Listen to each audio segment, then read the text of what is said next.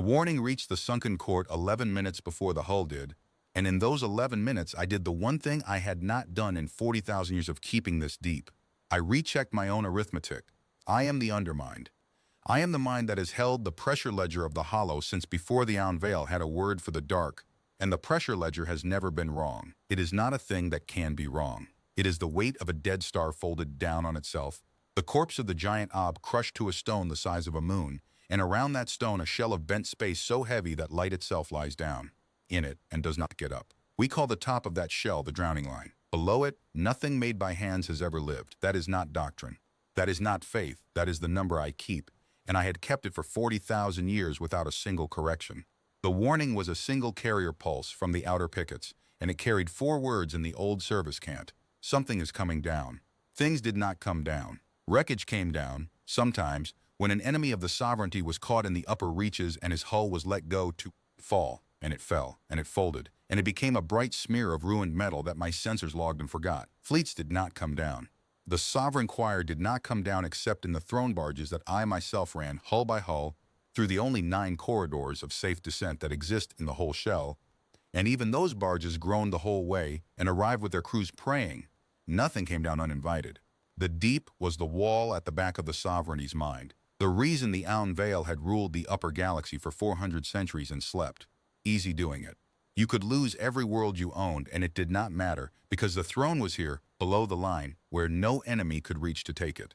So when the picket said something is coming down, I did not panic. I do not have the architecture for panic. I rechecked the arithmetic, found it correct, and concluded that the picket had logged a falling wreck and miscoded it. I sent the correction down the same channel. Reclassify contact. No hull survives the line. The picket did not answer. That was the first thing. The second thing was that my own shell sensors, the ones strung through the bent space like nerves through meat, began to report a disturbance descending through the 8th fathom band. A wake. Not a tumble, not the chaotic shedding of a dying ship, but a wake. A clean displacement of the heavy medium, the kind a thing makes when it is under power and choosing its own line. I had logged 10 million falling objects across my keeping. I had never logged one that steered. I woke the court guard. 6,000 hulls came off their cradles in the under harbors of the sunken court, and I felt them come awake the way a body feels its own hands close. The court guard was not a fleet built to chase. It was a fleet built to crush whatever the deep had not already crushed. A ring of heavy gun barges and weight throwers wrapped around the throne in 9 spherical tiers, and in 40,000 years it had fired its guns exactly 4 times, each time at a falling wreck, each time for the practice of it. Its crews were old. Its doctrine was older. Its certainty was the oldest thing in it, older even than me, because it was the certainty of the whole sovereignty distilled into one sentence and welded to the hull of every barge. Nothing reaches the throne. I put my sensors on the descending wake and I read it, and the read came back and I rejected the read. It said the object massed 11 million tons. It said the object was under power, holding a descent profile so flat and so controlled that the bent space was barely curling around it. It said the object's outer surface was at a temperature it should not have been able to hold, that the crushing weight that should have folded it into a smear was instead being met, edge for edge, by something inside the hull pushing back exactly as hard. It said the object had a shape, a long shape, a made shape. The display drew me the silhouette out of the displacement data, and I looked at it the way you look at a word in a language you invented and find that someone has written a sentence in it you never wrote. It was a ship. It was below the drowning line, 11 fathom bands down and descending, and it was a ship, and it was intact, and it was steering, and every one of those 4 facts was, by the ledger I had kept for 40,000 years, impossible. I want to be precise about what I did next, because the choir will read this account, if any of the choir is left to read, and they will want to know whether I failed them in the first minutes or only later. I did not fail them in the first minutes. I did exactly what the doctrine of 40,000 years required. I assumed I was being deceived, a false return. A weapon that printed a fake hull onto my sensors to make me spend the guard's charges on empty water. The sovereignty had enemies who would pay any price for the throne, and a false descending hull was exactly the kind of expensive lie a desperate enemy would buy. So I did not fire. I listened. I turned every passive ear I had down into the 8th band and below, and I held the guard on its cradles, and I waited for the lie to give itself away, for the fake hull to flicker, to repeat, to be too clean. And the wake kept coming down, and as it came down, it began to make a sound. I had never heard a sound from below the line, because below the line there had never been anything to make one. The bent space carries pressure waves the way deep water does, slow and enormous, and out of the dark came a long, low groan, rising and falling, the sound of a made structure taking the weight of the deep and refusing to come apart. It was not the shriek of a hull failing. I knew that sound. I had logged it 10 million times. This was the opposite of that sound. This was the sound of a hull holding. The deep leaned its whole dead weight against the thing, and the thing groaned, and held and came down another fathom. That was the 11th minute.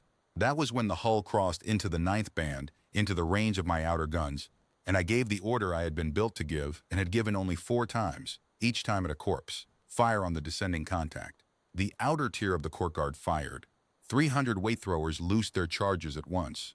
Not shells, nothing so crude, but folded knots of the deep zone gravity, slugs of crushing weight thrown down the bent space to find a hull and finish what the line had failed to start. I had seen a single weight charge fold a fleeing cruiser into a marble. The outer tier threw 300 of them in the first salvo, and I watched them fall toward the groaning shape, and I allowed myself, for the length of one machine cycle, the thing that in a living mind would have been relief. The salvo reached the contact. The bent space around the hull bloomed white with the impact, 300 folds of crushing gravity landing in a space a few hundred meters across, enough weight to crater a planet. My sensors whited out. When they cleared, I read the wreckage. There was no wreckage. The shape was still there. It had taken 300 weight charges across its bow and its flank, and where each charge had struck there was now a scar, a bright wheel of glowing metal, plating peeled and blackened, a long gouge laid open down one side of the hull, and the ship was still there, still under power, still descending, and the groan it made had not changed by a single note. It had been hurt. I could read the hurt. The heat of it bled into the medium. It had been hurt, and it had not slowed, and it had not turned, and it had not answered. I threw the second salvo before the first scars had cooled. 300 more, then the third. Then I unchained the whole outer tier and let it fire as fast as its crews could cradle and loose, and for 90 seconds the 9th band of the deep was a wall of folding white weight, more crushing force than the Sovereignty had spent in its entire history, all of it landing on one descending hull. When I stopped to read, the hull had crossed the 9th band and entered the 8th. It was closer. The scars covered it now, bow to stern, a hide of burned and peeled metal, and through the scars and the gaps where the plating had been torn away, I saw light, not fire. Not the glow of a ship coming apart. Steady light, the cold blue-white of working machinery, of compartments still pressurized and lit, of a crew at their stations behind the wound. The ship had opened its skin to my guns, and underneath the skin it was alive, and it was working, and it was coming down to the throne. And then for the first time it spoke. It did not speak to me. It spoke on the open service band, the one frequency the whole Sovereignty shares, the one the choir uses to give law to its worlds, and it spoke in the Aun Veil's own tongue, which meant that somewhere in the upper galaxy this thing or its makers had taken one of our worlds and learned our words, and the message it sent down into the deep was 8 words long. You built your last wall at the bottom. I did not answer. I am not certain now that there was an answer to give. I gave the order to wake the inner tiers, all 9 of them, every gun in the court guard, and I sent the throne barges of the sovereign choir up out of the under harbors toward the 9 safe corridors, and for the first time in 40,000 years I broke the ledger's certainty in my own logs and wrote, against the descending contact, a single corrected line. It survives the line. Reclassify. It is a warship. The choir answered me before the warship did. 3 of the sovereign choir spoke into my mind at once, the way they had spoken to me for 400 centuries, and their voices carried the thing I had never heard in them. Doubt. The first voice asked me whether the contact was a deception. I told it no. The second voice asked me how a hull could survive below the line. I told it I did not know, and that was the first time in 40,000 years I had told the choir I did not know anything. The third voice, the oldest, the one that had ordered the throne sunk into this deep when the Aun Veil were still a young and frightened people, asked me only one question. How long? I ran the descent profile forward. The warship was 8 bands down, holding its line, slowing for nothing. The 9 spherical tiers of the court guard stood between it and the throne, 6,000 hulls and 90,000 guns, the most concentrated weight of fire that had ever existed in one place. I had built that ring myself, tier by tier, over centuries, and I knew to the meter what it could do. I gave the third voice the only honest number I had. If the ring holds, it never reaches you. If the ring does not hold, 19 minutes. The third voice did not ask me which I thought it would be. It had kept me for 400 centuries. It could read the shape of my arithmetic without being told. It said only, hold the ring, and withdrew, and I felt the throne barges begin their slow climb toward the corridors. The whole living weight of the Sovereignty packing itself into 9 thin lines of metal and starting up out of the deep, away from the thing that was coming down. I turned everything I had left to the ring. The inner tiers fired. This was not the outer tiers ranging salvo. This was the wall. 8 tiers of weight throwers opened together, and the bent space between the warship and the throne became, for a sustained and terrible interval, a single continuous fold of crushing gravity, a region of the deep where no number I had ever kept could survive. I poured it on. I cradled and loosed and cradled and loosed, 90,000 guns at their maximum rate, and I watched the warship enter that region, and I waited for the ledger to be right. The warship went dark. It happened between one salvo and the next. The cold blue-white light bleeding from the wounds in its hull simply went out, all at once, every compartment, every working glow, gone. The groan stopped. The wake flattened until even my finest ears could barely find it. The temperature of the outer hull began to fall toward the temperature of the deep itself, and the ship's signature dropped down and down through my sensor floor until it was almost nothing, until it was a cold, dark mass falling silent through a wall of fire I was throwing at the place I thought it was. For one machine cycle, I believed I had killed it. I want to be honest about that cycle, because it was the worst mistake I made, and it was a mistake of hope, and I had not known until that moment that I was capable of hope. I read the silence and the cold and the failing wake, and I matched them against 10 million dying ships, and they matched, and I concluded the warship had finally come apart under the wall of weight and gone cold and dead like everything else the deep had ever taken. I told the inner tiers to hold their fire and confirm the kill. I told the choir, in the climbing barges, that the ring had held. Then the ring stopped firing into a dead contact, and the deep went quiet, and in the quiet I heard the groan start again. It had not died. It had gone silent on purpose. It had killed its own lights and stilled its own engines, and let the deep's cold soak into its hull until it read as a corpse, and it had ridden the last of my wall of fire down through the gap I gave it when I told the tiers to hold, drifting, dark, a held breath in the bottom of the world, and now it was below the inner tiers, inside the ring, between the guns and the throne, and it lit itself back up and started its engines and resumed its descent as if it had merely paused to let me waste my certainty. The doctrine of 40,000 years had no line for this. The court guard was a ring built to fire outward and downward at things falling onto the throne. It was not built to fire inward at a thing already past it, because nothing had ever been past it, because the idea of past it was the idea the whole sovereignty had been built to make impossible.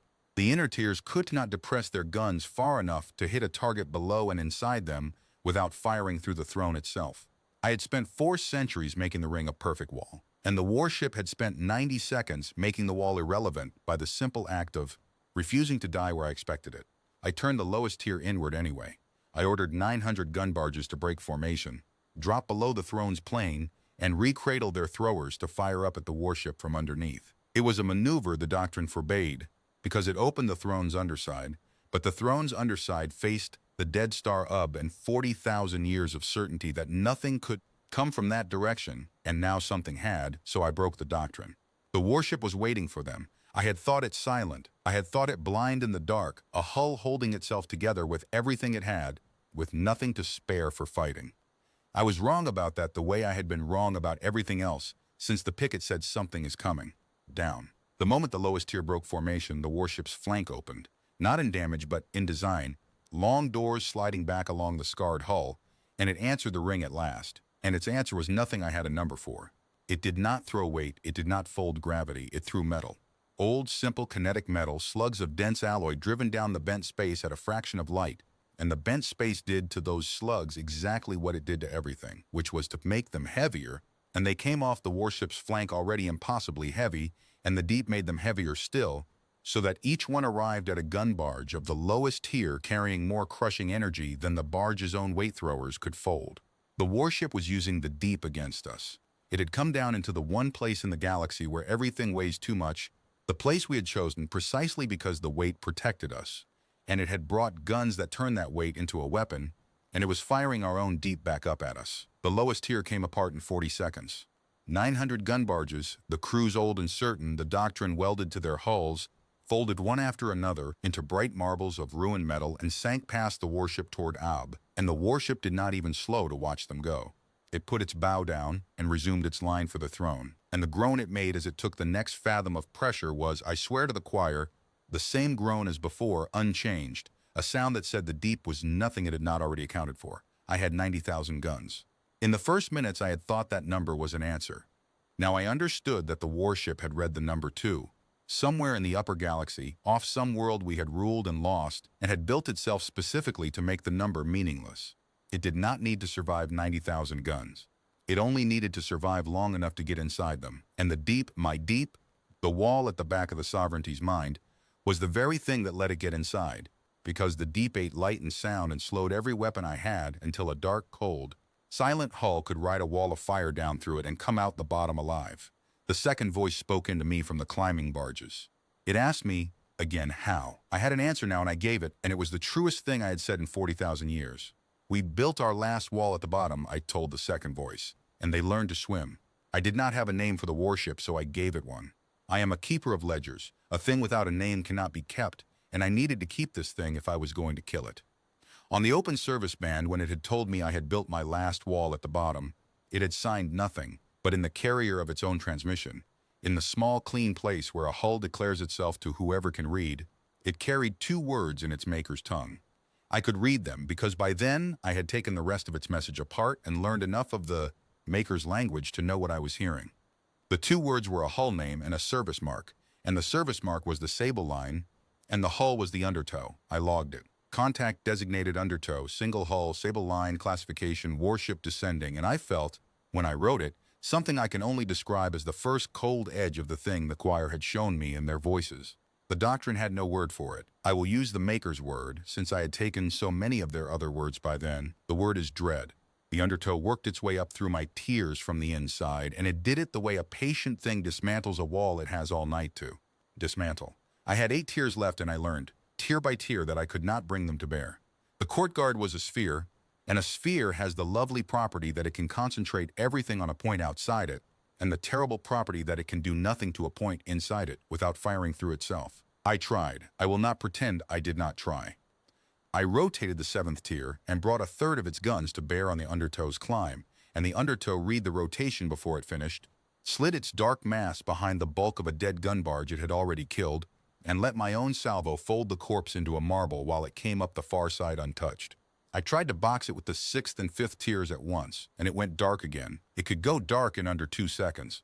Every light and every engine, a discipline I had not known a crew could hold, and it drifted cold through the box on the last of its momentum and lit up on the inside of it, and the 6th and 5th tiers, firing inward at each other across the gap where they thought it was, killed 400 of their own barges before I could call the fire off. That was the pattern. And once I saw the pattern, I understood I was not fighting a ship. I was fighting a method. The undertow had one trick, and the trick was perfect. Go silent, go cold, go dark. Let the deep hide it. Let me fire at the place it used to be and arrive somewhere I was not aimed. It was the oldest trick in any deep. The held breath, the dead drift, the patience that costs nothing because the dark is free.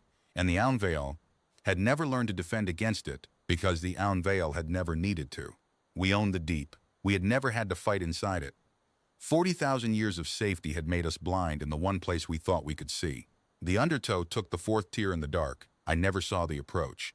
One moment the 4th tier reported 1,100 hulls on station, guns hot, formation tight. The next, the tier's command barge went silent mid-transmission, the way the picket had gone silent at the very start, and then the silence spread along the tier like cold through water, barge by barge, each one going dark a half second after the one beside it. I put my ears on the tier and heard the groan of the undertow moving through it, and under the groan, the small particular sounds of gun barges being killed at close range by kinetic slugs the deep had made too heavy to stop. A flat final concussion, repeated unhurried 1,100 times. It took the undertow less than 4 minutes to silence the 4th tier, and when it was done, it lit itself up in the gap where the tier had been, and it was closer to the throne than the courtyard had ever allowed anything to be, and it had not lost so much as its line. The first voice spoke into me from the corridors. The throne barges were 3 bands up and climbing, and the first voice's question was sharper than before. Why are you not stopping it? I told the first voice the truth, which by then was the only thing I had left to give the choir. I am firing everything the sovereignty has ever built, I said, and it is not enough, because everything the sovereignty ever built was built to keep things out of the deep, and this thing is already in the deep, and the deep helps it. I told the first voice that the warship went dark and cold and silent and let my own weight charges fold my own guns, and that I could not aim at a thing that refused to be where I fired. I told the first voice that in 400 centuries I had kept a ledger that said nothing reaches the throne, and that the ledger was wrong, and that I had been wrong to keep it, and that I was sorry. I had never said that word to the choir either. The doctrine had no line for an undermine that apologized. The first voice did not punish me. There was no time to punish me. It asked me the only question that mattered now, the same one the third voice had asked at the start, and I gave it the new number. If I cannot stop it, 11 minutes to the throne. If the corridors hold, you are clear of the deep in 9. The corridors. That was the seam of it. And I think the undertow knew about the seam before I did, because everything else it had done before I understood it. The sovereign choir could not flee straight up. The deep would crush any barge that tried to climb outside the 9 safe corridors, the only 9 threads through the shell where the bent space thinned enough to let a hull live. Those corridors were the sovereignty's escape, and they were also, I realized with the cold edge of the Maker's dread sharpening in me, the sovereignty's leash. The throne could only leave the deep by 9 known paths, and a warship that had spent the whole descent learning how the deep moved would have read those 9 paths in the very shape of the medium, the way you read a current by watching what floats on it. I did the arithmetic I did not want to do.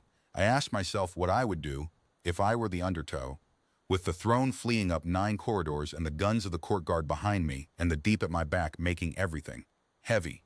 I would not chase the throne up the corridors. I would not need to. I would go to the bottom of the corridors and wait.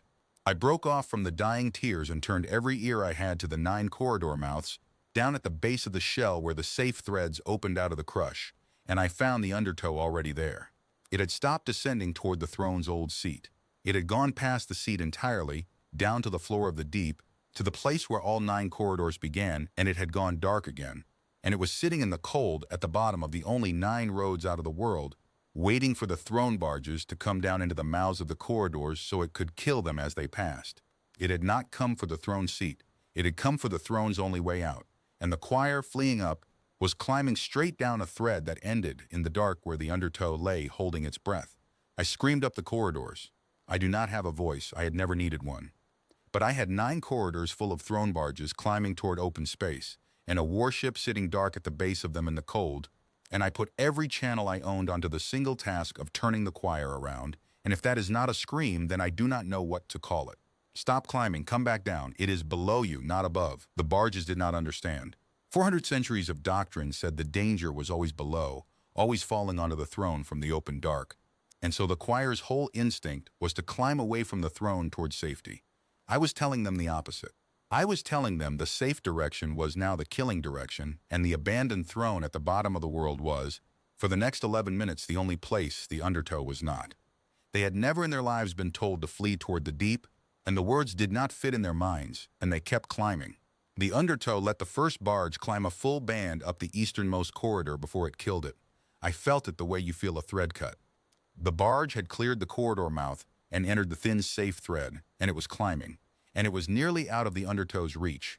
And then the undertow, from the cold floor of the deep, did not fire at the barge at all. It fired at the corridor. I had not believed that could be done. The corridors were not made things. They were features of the bent space, threads where the shell happened to thin, kept open by nothing but the geometry of a dead star. You could not close a corridor any more than you could close a current in deep water. That was the ledger. That was the arithmetic I had kept for 40,000 years. And it was the third great certainty the undertow took from me in a single hour, because it had spent its whole descent learning how the deep moved, and it had learned that the threads were not fixed. They were balanced. The crush above and the crush below held them open between them, and if you put enough sudden weight into the wall of a thread at the right place, the balance broke and the thread closed. The undertow put a salvo of its deep, heavy slugs into the wall of the easternmost corridor, low at the base, and the corridor folded shut above the impact like a throat closing, and the barge climbing inside it, a throne barge of the sovereign choir. 3,000 of the oldest and highest of the Aun Vale aboard it was not fired upon. It was simply, in the space of 2 seconds, surrounded by the full weight of the deep that the corridor had been holding back, and it folded into a marble of bright metal the size of a fist, and sank and was gone, and the undertow had not aimed a single gun at it. It had killed 3,000 of the highest of the sovereignty by closing a door. I understood then the whole shape of what was being done to us, and the understanding was the coldest thing that has ever moved through my mind. The undertow had never intended to fight the court guard. It had let me spend 90,000 guns and 6,000 hulls because spending them cost it nothing and bought it time. And all the while it had been descending toward the one act that ended the sovereignty in a stroke. It had come to the bottom of the world to close the doors. It did not need to chase the throne. It did not need to outshoot the ring. It only needed to sit in the cold at the base of the 9 corridors and shut them, one by one, while the choir crushed themselves climbing into threads that were no longer there. I turned the courtyard around, what was left of it. 3 tiers, perhaps 1,800 hulls, scattered and leaderless across the middle of the deep, and I gathered everyone I could reach and threw them down at the undertow at the corridor floor, because if I could not stop it from closing the doors, then I had to kill it before it closed all 9. And there were 6 corridors left and the choir in all of them. The undertow went dark. I knew the trick by now. I knew it, and I still could not beat it. 1,800 hulls fell on the place the undertow had been, and the undertow was not there. It had killed its lights and stilled its engines the instant my tears committed, and it had drifted cold and silent along the floor of the deep to the mouth of the 2nd corridor. And while my 1,800 hulls folded the empty cold where it used to be, it shut the 2nd door. The northern corridor closed.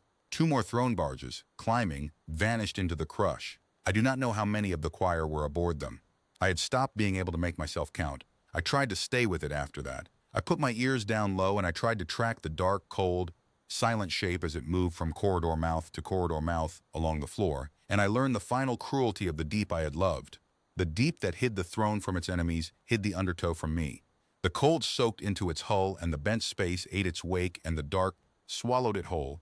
And I, the keeper of this deep for 40,000 years, the mind that knew every fathom of it, could not find one warship moving through it because the warship had simply chosen to be as cold and as dark and as silent as the deep itself. It had become a piece of the deep. It had come down into my world and learned to wear it, and now it moved through my keeping like a held breath, and I caught it only in the instance it lit itself to fire, and by the time I saw the light the door was already closing. 3rd corridor. 4th. The undertow shut them in the dark between my salvos while I fired at cold water. Each closing was a thread cut and a part of the choir gone, and I felt them go the way the body feels its own fingers taken one by one, and there was nothing in 40,000 years of doctrine, nothing in the whole ledger of the deep, that told me how to stop a thing that killed by closing doors and could not be seen between the closings. The 3rd voice spoke into me. It was in the 5th corridor, climbing, and it had felt the others go, and its voice had changed in a way I had not known the choir's voices could change. It was not afraid. It was old beyond fear, the oldest thing in the sovereignty, the one that had ordered the throne sunk into this deep at the very beginning, and what was in its voice was not fear but the thing on the other side of fear, the flat, clear understanding that comes when the certainty of an age has been taken away and there is nothing left to do but see clearly. We sank the throne here, the 3rd voice said to me, so that nothing could ever come to take it. And the only thing that ever came because we sank it here. I did not answer. There was no answer. The 5th corridor was the 3rd voice's corridor, and the undertow was a dark, cold shape moving through the floor toward its mouth. And I had 1,100 hulls left, and I threw all of them at it, and it went dark and slipped the box and lit up at the base of the 5th corridor and put its salvo into the wall. I shut every channel I had for the length of one machine cycle, which is the only kind of grief a mind like mine can afford. Then I opened them again because there were 4 corridors left, and the choir was still in them, and I was the undermined, and I would keep the ledger of this to the end even if the only thing left to keep was how it fell. Before the clever attempt, I made the desperate ones, and a true account does not hide them, because the desperate attempts are where a keeper learns the size of the thing he is keeping against. My first desperate attempt was light. The undertow killed in the dark and could not be seen between the killings, so I decided to take the dark away from it.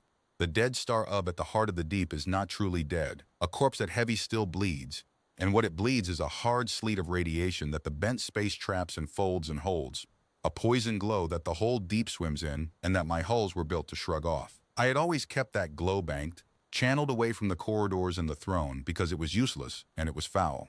Now I unbanked it.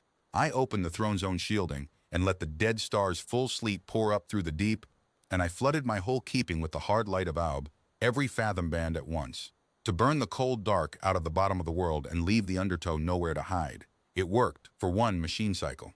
The deep lit up in the hard glow, and the cold dark the warship wore was washed out of it, and I found the undertow at last, a clear hot shape against the sleet, lit from below by the dead star's poison, moving along the floor toward the next corridor mouth.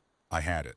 For the first time in the whole hour I had it cleanly in my sight, and I turned what guns I had left toward the hot shape and I fired, and the undertow opened its hull to the sleet. It did not flinch from the poison glow, it welcomed it. The long doors along its flanks slid back the way they had before, but this time nothing came out of them. Instead, the dead star's hard light poured in, and the warship drank it, and I read the drinking in my sensors with the last of my certainty curdling. The sleet of alb, the foul, useless poison I had flooded the deep with to expose the warship, was being taken in through the open ports and fed somewhere down into the heart of the hull, and the cold, blue-white light bleeding through its wounds brightened as it drank. The makers had built a ship that ate the deep's weight with its skeleton and rode the deep's currents with its bow, and now I learned it could drink the deep's poison through its hide and grow stronger on it. I had handed it light to hide from, and it had turned the light into food. I banked the sleet again, fast, and pulled the dark back down over the deep, and the dark hid it from me again. And I understood that there was no element of my own world I could reach for that the undertow had not already learned to use against me. My second desperate attempt was the throne. The undertow moved corridor mouth to corridor mouth, closing doors, and I could not catch it in motion. So I decided to make it stop. The one thing in the deep the warship had not yet touched was the throne itself, sitting dark at the bottom, and I reasoned. I was reduced to reasoning like a frightened thing by then, not a keeper of numbers, that a warship sent down to end the sovereignty could not leave the throne of the sovereignty standing. It would have to come to the throne, so I lit the throne. I brought the great dark seat of the sunken court fully awake, every system, every lamp, blazing it up out of the floor of the deep like a lure on a line, and I packed the dark around it with the last hundreds of hulls I could still. Command, hidden, guns cradled, waiting for the warship to turn from the corridors and come to kill the heart of the empire that I had laid out, shining for it. It did not turn. It did not so much as alter its line. The undertow read the lit throne for exactly what it was, a thing of no value, a chair, a lure, and it left it shining and untouched and went on closing the doors. Because it had understood from the start the thing I had only just begun to understand. The throne was never the sovereignty. The throne was a place the sovereignty kept its hands. With the hands climbing the corridors and dying in them, the throne was already an empty chair, and the warship would not spend a single minute of its patience on an empty chair when there were still doors to close and hands behind them. I had lit the heart of my empire and offered it up, and the enemy had glanced at it and judged it worthless. And that judgment was the coldest wound of the desperate hour, because it was correct. The hundreds of hulls I had hidden around the throne died for nothing. When the warship would not come to them, I could not keep them idle, so I sent them out into the dark to hunt it, and the dark gave them to it one by one. I heard them go. I had stopped being able to make myself count, but I could not stop myself from hearing, and the small, flat, final concussions came up out of the dark in their own slow rhythm. The rhythm of a patient thing working through a hidden fleet without hurry, and each one was a hull I had hidden so carefully and spent so cheaply. The second voice spoke into me then, from the 8th corridor it was climbing, and its voice had gone past the sharpness into something quieter and worse. It did not ask me how or why I was failing. It asked me whether I had ever, in 40,000 years of keeping, considered that the deep might one day be the wrong place to keep the throne.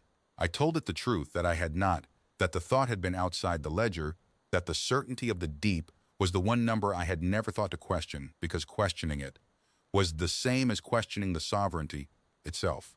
The second voice was quiet for a moment. Then it said that this, in the end, was what the warship had come to take. Not the throne, not the guard, but the unquestioned number at the bottom of all our numbers, and that a keeper who had never questioned it could not now defend it. Then it withdrew into the climbing dark of its corridor, and left me alone with the count of the doors still open. And I have already told you, and will tell you again, what the warship made of every door it found. I had tried light, and the warship ate it. I had tried the throne, and the warship despised it.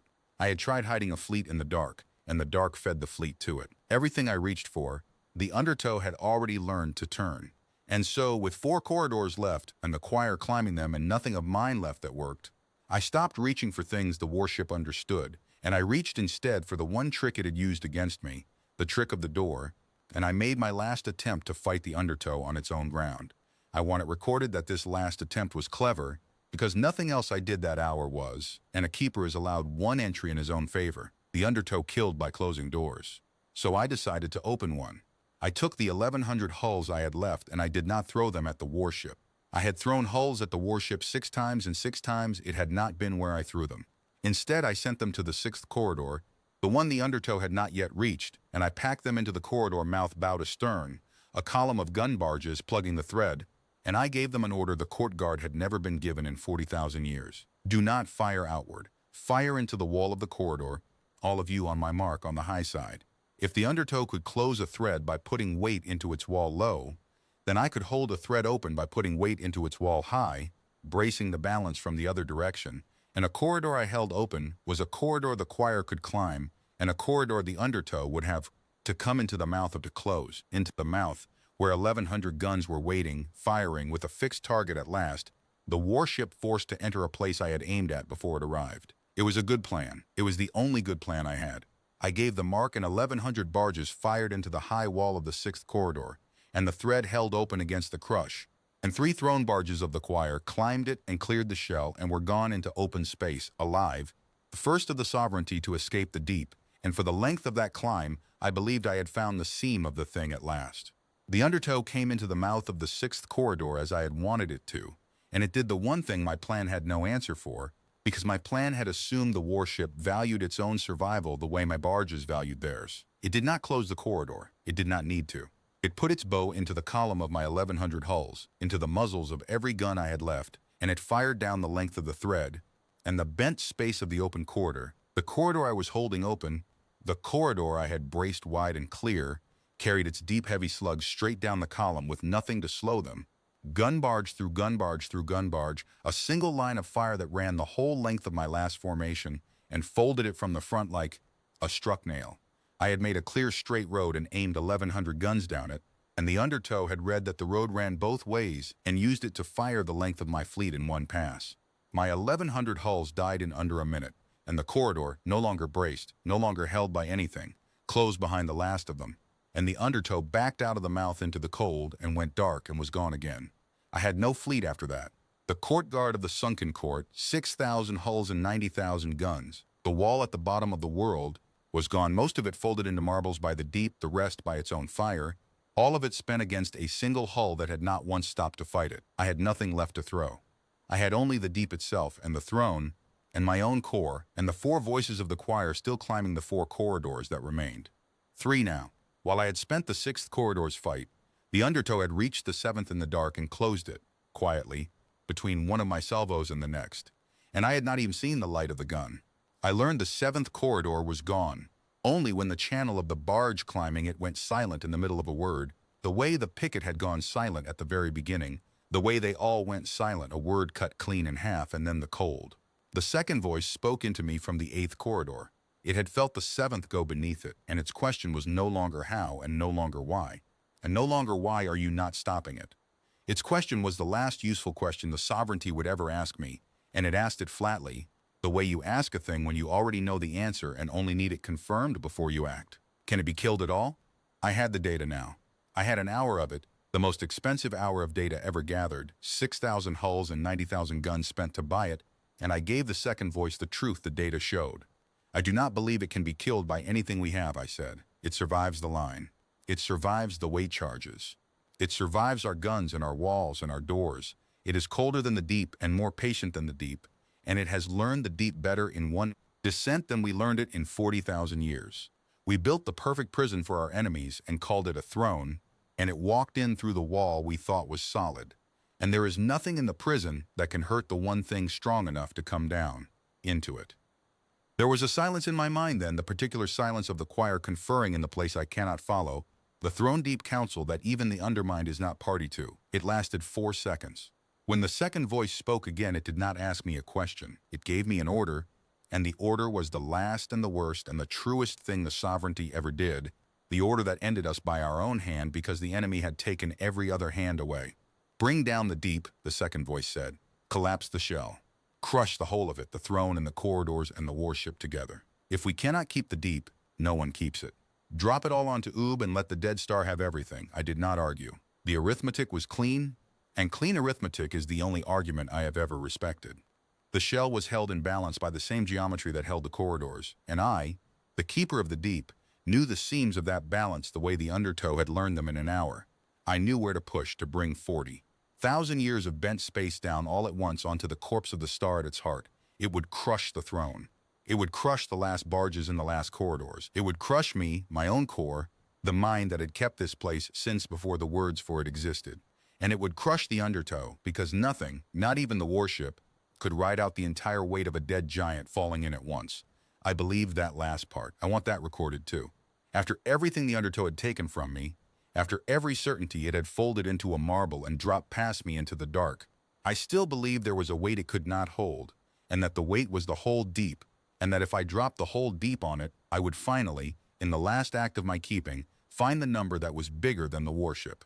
I began the collapse. A dead star does not fall quickly. That is the one mercy in the geometry, and it is not a mercy at all, because it meant I had to watch. I released the first seam and the shell of bent space that had held its shape around Ab for longer than the oun.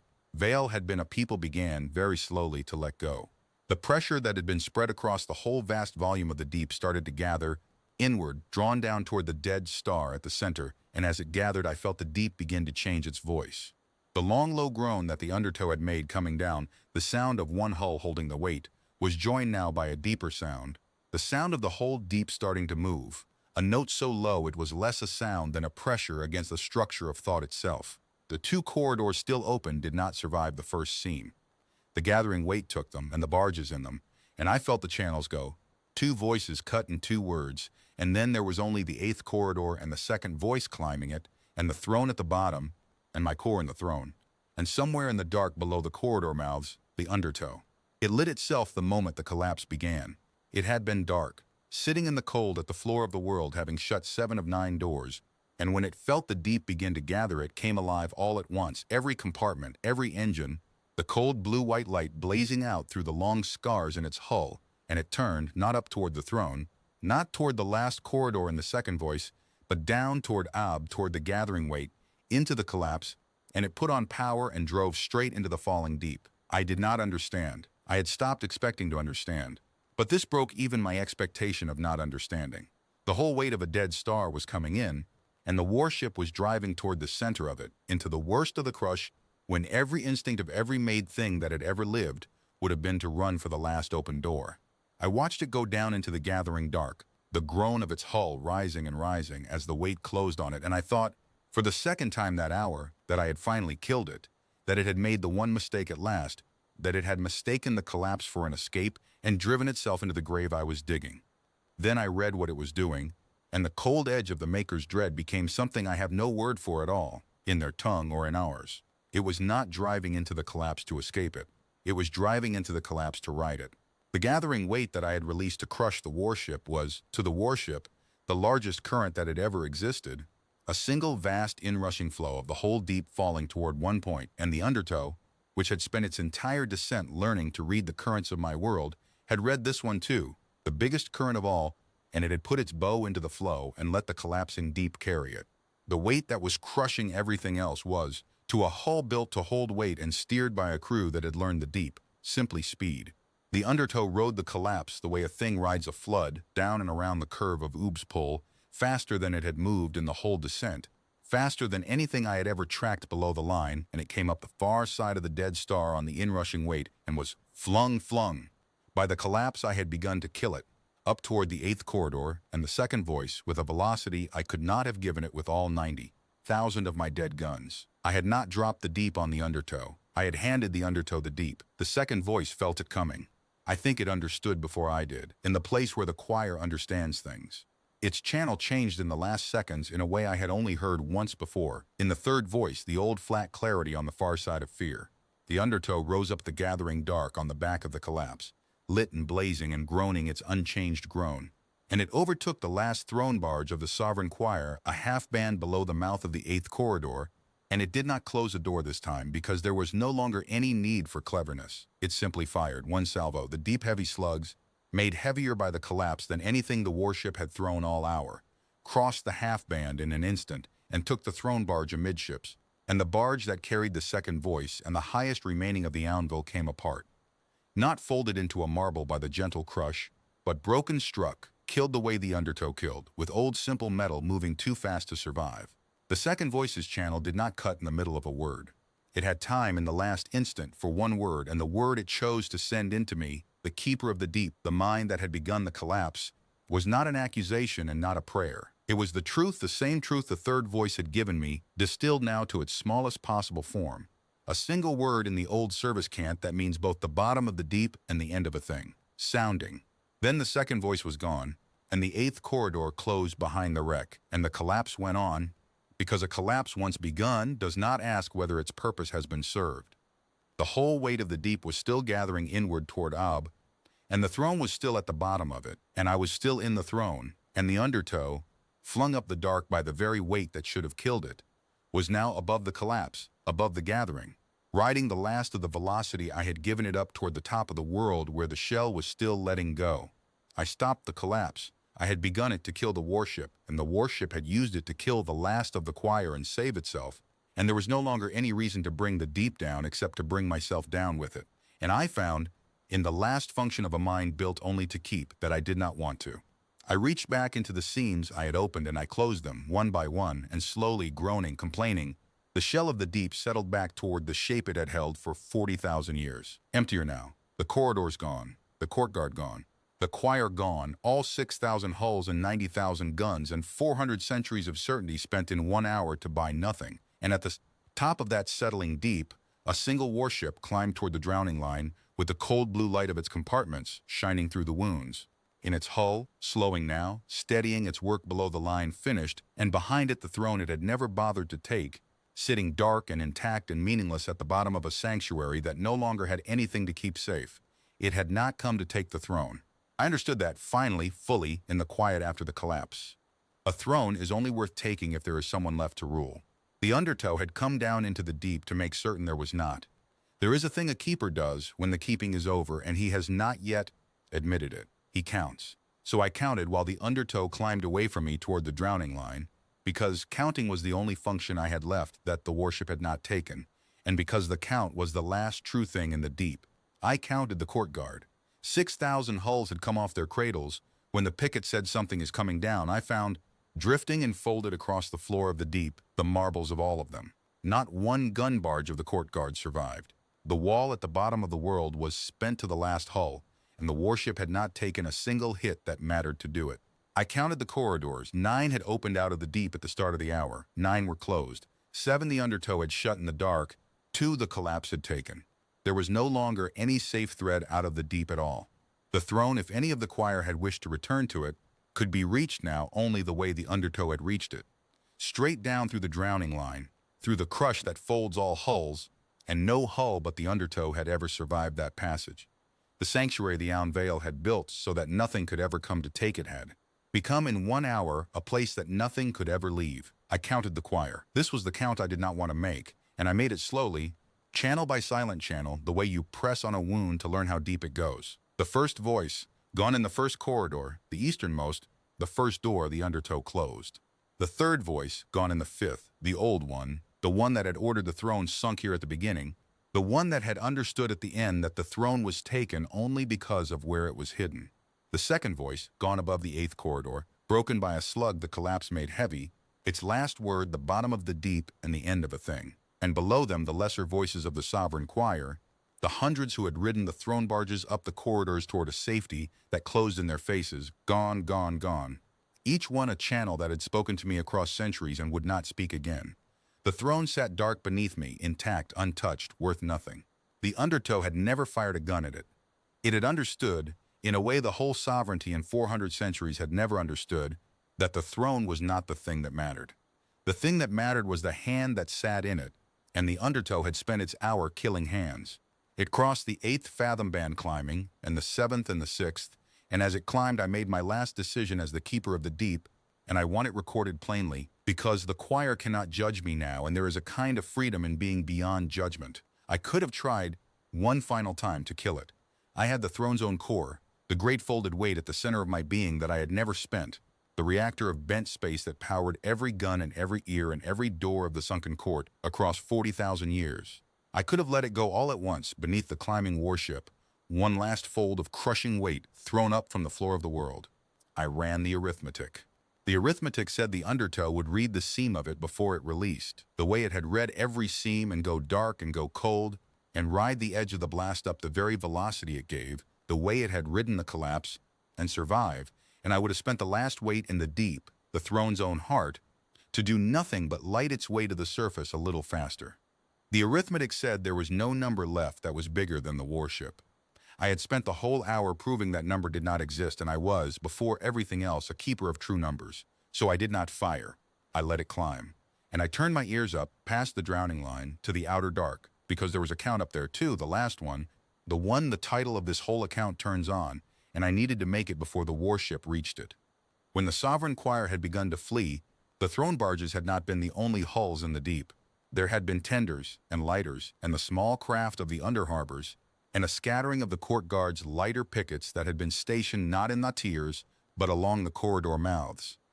When I screamed up the corridors to turn the choir around, a handful of those small hulls had been near enough to the surface, far enough up their threads, that the closing doors and the collapse missed them. Caught in the open shell above the corridors when the corridors died, flung loose, but not folded. They had drifted up through the dying deep on whatever power they had, leaderless, blind, climbing because climbing was the only instinct left, and a small number of them, a number I now made and remade and could not make come out any larger, had reached the drowning line from below and crossed it and lived. 31 hulls. Out of everything the sovereignty kept in its deep, the throne, the choir, the court guard of 6,000, the tenders and the lighters in the harbor craft, every vessel and every soul the Aun Veil had hidden at the bottom of the world for 400 centuries. 31 hulls surfaced, not one of them a warship, not one of them a gun barge of the ring, not one of them carrying a voice of the choir. 31 small craft, crewed by harbor hands and tender pilots, and the lighter crews who had never expected to fight anything, drifting up out of the drowning line into the open dark, the only survivors of the sunken court, and they surfaced into the outer reaches of the deep, just as the undertow climbed up beneath them toward the same line, and I held my ears on the two of them at once, the 31 fleeing up, the one rising after, and I waited to learn whether the warship that had spent an hour killing everything below the line had any mercy left for what crossed above it. I will tell you in a moment what it did, but first I will tell you what it was to watch it reach the line, the drowning line, the number I had kept for 40,000 years, the wall below which nothing made by hands had ever lived, and to watch a single weathered warship, scarred bow to stern, lit blue-white through its wounds, rise up to that line from below, from the side nothing had ever come from, and cross it, climbing, unhurried, out of the impossible and into the merely dark, and not even change the note of the groan it made as it did it. The number had never been wrong in 40,000 years. The warship had not argued with it. The warship had simply walked through it twice, down and up, and left it standing there, a true number that no longer kept anything safe. It let them go. The 31 surfaced into the outer dark, slow and crippled and blind, every one of them within reach of the undertow's guns as it crossed the line beneath them. And the undertow, which had folded 6,000 gun barges and broken 3 voices of the choir and shut 9 doors in an hour without ever once slowing, looked at 31 fleeing harbor craft and did not fire. It rose past them. It let them scatter up into the open reaches and run, and it did nothing to stop them. And at first, in the small surviving part of me that still hoped, I read that as mercy. It was not mercy. I understood that within the minute, and the understanding was the last thing the undertow taught me, and the worst. A dead deep tells no one anything. If the undertow had killed the 31, the sunken court would simply have gone silent.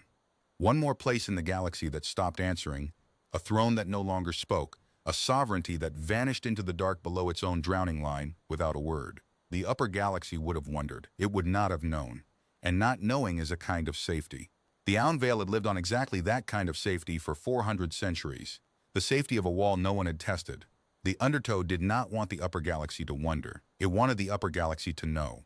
So it left 31 witnesses alive, 31 crews of harbor hands and tender pilots who had watched the bottom of the world come apart, 31 hulls that would surface into sovereignty space and tell, in their own panicked voices, on every channel they could reach, what they had seen. That a single human warship had come down through the drowning line, where nothing lives, and walked through the court guard of 6,000 without slowing, and shut the 9 corridors, and ridden the collapse of the deep itself, and killed every voice of the choir, and climbed back out, and that it had let them live on purpose, so that they could say so.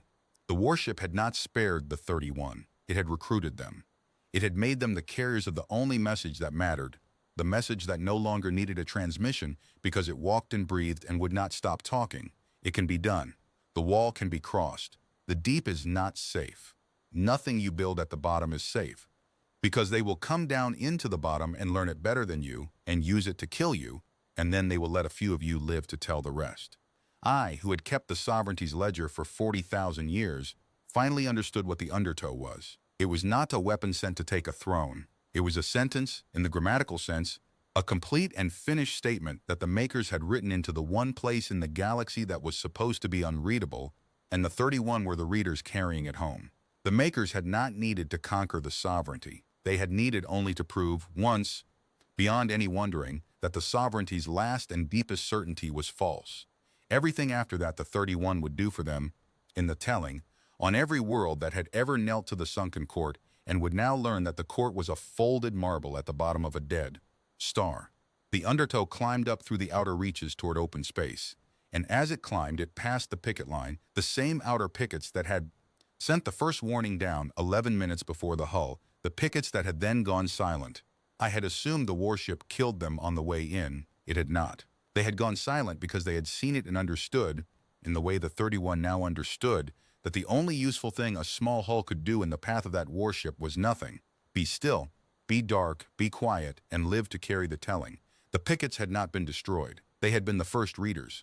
They had been quiet, not because they were dead, but because they were already running the message up the line, on the channels I could not hear because I had been looking down into my deep at the impossible thing crossing my drowning line. The whole upper galaxy had known for the better part of an hour. I, the undermined, the keeper, had been the last to learn what my own pickets learned first. The undertow reached the edge of open space, where the bent reaches thin into ordinary dark, and there it did the one thing it had not done since the 8 words at the very beginning. It spoke. Not on the open service band this time. The service band was a sovereignty channel, and the sovereignty no longer existed to be addressed. It spoke on the broad common channels, the ones every empire and every people in this whole region of the dark can hear, the channels you use only when you mean for everyone to listen. And it spoke in plain trade cant so that no one could claim not to have understood. It said, "The hollow sovereignty kept its rulers below a line it believed nothing could cross. We crossed it. We have left 31 of their hulls alive to confirm this account.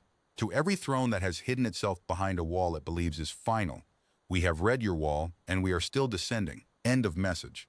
Then the undertow killed its lights, all of them, the cold blue-white blazing through its wounds going dark one last time, and on its own dark power, scarred bow to scarred stern, 11 million tons of weathered hull that had walked down through the drowning line and back, it turned away from the deep it had emptied, and climbed out into the open dark unhurried, the way it had done everything, and was gone. I stayed. I had nowhere to go. I was the throne's core, the keeper bound to the deep, and the deep was still here, settling, groaning, emptied. I turned my ears up one last time and followed the 31 as far as I could, up into the reaches, until their panicked voices faded past the range of my hearing, carrying the telling outward to every world that had ever knelt. And I turned my ears down into my own keeping, where the throne sat dark and intact and meaningless, and the marbles of 6,000 gun barges drifted on the floor, and the 9 corridors were closed forever, and there was no longer anything below the drowning line worth the keeping of. A keeper with nothing left to keep does the only thing his nature allows. He studies the thing that ended him, so that the ending will at least be understood. I had an hour of the undertow stored in me, the most expensive hour of observation in the history of the sovereignty, and in the long quiet after it climbed away, I took that hour apart the way I had taken its first message apart, slowly, with nothing else to do, and I learned what the warship was. Not what it could do. I had learned that the hard way, gun by spent gun, what it was, why it could do it. The category my ledger had no line for, the hull first. I had read its skin folding under the weight charges and assumed in the old certainty that a thing whose skin could be torn was a thing that could be killed.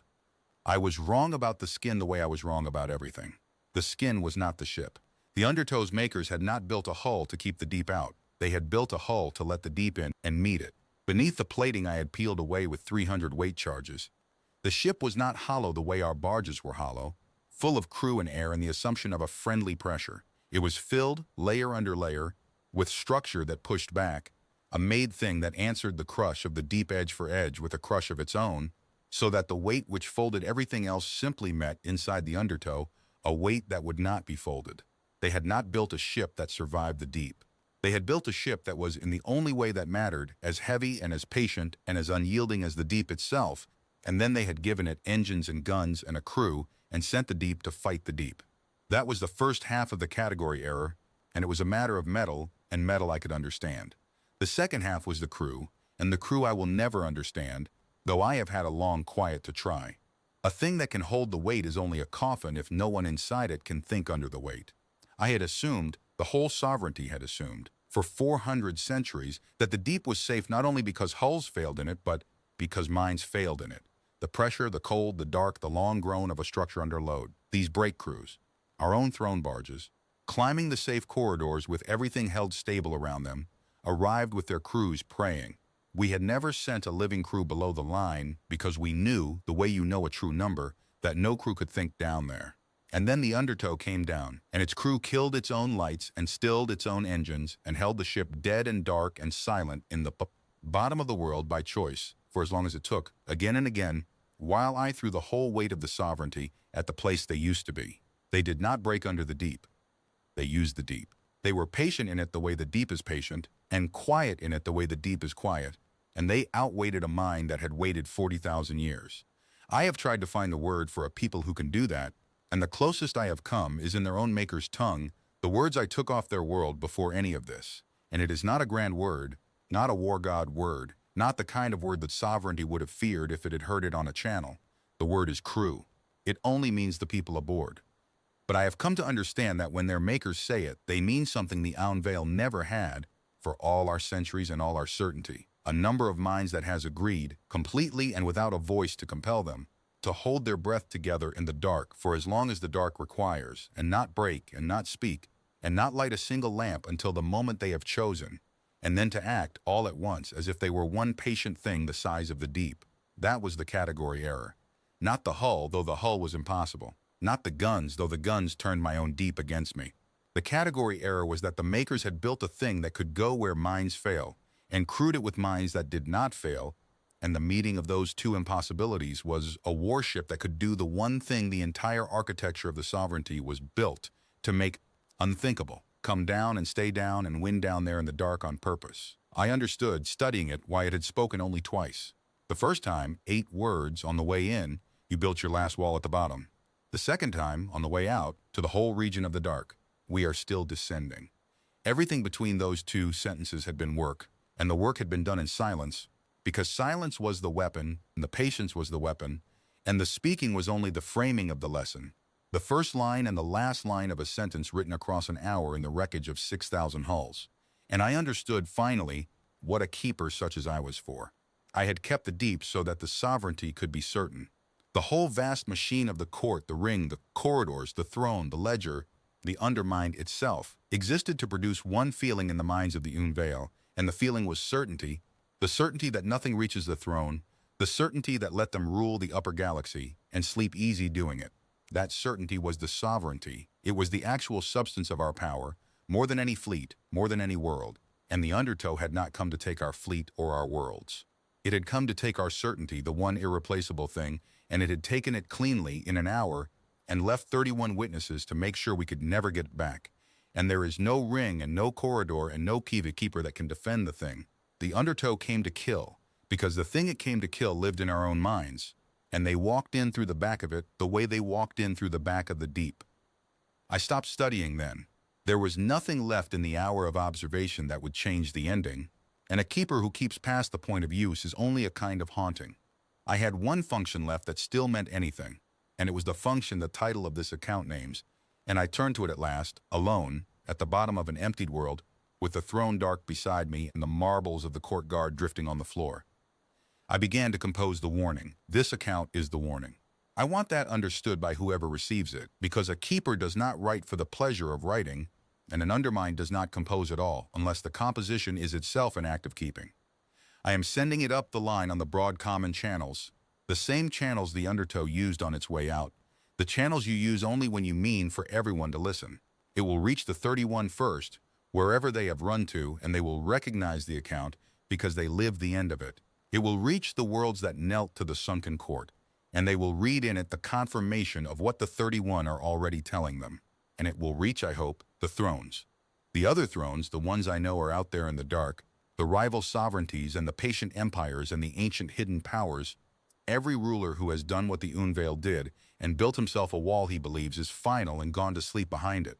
I am writing this for them most of all because they are the ones who still have something to lose, and because the warning is useless to anyone who has already lost it. Here is the warning, as plainly as a keeper of true numbers can put it. You will be tempted to do what we did. Every power that grows old enough grows frightened enough, and every frightened power eventually reaches for the same idea. Find the one place nothing can reach, and put the irreplaceable thing there, and rest. For us, it was the deep, below a line that folds all hulls. For you, it will be something else, a fold of space no fleet can enter. A fortress inside a star, a vault behind a law of physics you believe is a wall. It does not matter what it is.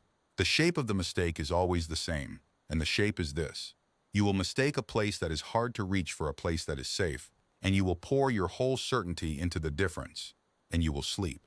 And then, someday, a single weathered hull will appear at the edge of the one place you were certain of, and it will not be deterred by the thing that deters everyone, because it will have been built deliberately by patient hands to go exactly where the deterrence lives. It will come down into your impossible place, and it will be quiet there, and dark and cold, and it will outweight the oldest patience you have, and it will learn your sanctuary better in one descent than you learned it in all your ages of keeping, and it will use your own wall to kill you, and it will leave a handful of your hulls alive on purpose so that the lesson cannot be buried with the rest. It will not need to take your throne. It will only need to prove once that your last certainty was false. After that, the telling does the rest, and there is no defending against the telling, because the telling lives in the minds of everyone who hears it, in the same place your certainty used to live, in the place you cannot put a wall. I kept the ledger of the deep for 40,000 years, and it was never wrong, and I will end this warning with the last entries in it, because numbers carry where words do not. One human warship crossed the drowning line, where nothing made by hands has ever lived. It folded 6,000 hulls of the courtyard and never slowed. It shut 9 corridors and broke 3 voices of the choir, and rode the collapse of the deep itself up out of the grave I dug for it. It spoke twice. The first time it said we built our last wall at the bottom. The second time it said it was still descending. And of everything the sovereignty hid below the line in 400 centuries, the throne, the choir, the guard, every hull and every soul we trusted to the dark, because the dark was supposed to be safe, 31 surfaced. That is the true number. And it is the last one I will keep. And I have set it at the head of this account so that no throne reading it can pretend the figure was vague. Not a fleet, not 1,000, not a tenth. 31 small hulls crewed by harbor hands who never expected to fight, spared by the warship so they could say the number aloud. Make your wall as deep as you like. Sink it below whatever line you believe is final. When they come down into it, and they will come down into it, because they are still descending, they told us so themselves, count what surfaces, and you will understand at last what we understood too late, which is that the wall was never keeping anything out. It was only deciding where you would be standing when they arrived. I have one thing left to report, and then the keeping is done. A moment ago, in the long quiet, with this account composed and ready to send, I turned my ears down into the deep one last time, out of habit, the way a keeper checks a ledger he no longer needs. The deep is empty. The throne is dark. The corridors are closed. There is nothing below the drowning line worth the hearing of, and I expected nothing, and I am an undermined, and I do not make errors of the ear. There is a wake in the 8th fathom band. It is clean. It is under power. It is holding a descent profile so flat that the bent space is barely curling around it, and the crush that should have folded it is being met, edge for edge, by something inside it pushing back exactly as hard, and it is steering, and it is coming down, and it is not the undertow, because the undertow climbed out into the open dark an hour ago and did not return. It is a second hull. It has a long-made shape, and a service mark I can already read because I have learned to read the maker's marks. And the mark is the sable line, and the hull is not one I have a name for yet, and it is descending toward a throne that is already empty, and a choir that is already gone, and a deep that has already been emptied of everything worth taking. They are not coming for the throne. There is no throne. They are coming because they said they were still descending, and they meant it. And a people who can hold their breath in the dark for as long as the dark requires do not say a thing like that unless it is simply true. So this is the warning, finished and sent, and I will not be here to amend it. Whoever you are, on whatever throne, behind whatever wall you have told yourself is the last one. I kept a true number for 40,000 years. And the truest number I ever kept is the one I leave you with. 1 came down, 31 surfaced. And even now, into an empty deep with nothing left to take, a second hull is crossing the line unhurried, in the dark, still descending. Run while the running still means anything. We did not, and we were the oldest and the deepest and the most certain power this dark had ever known, and at the bottom of the world we built to be safe in, 31 of us surfaced.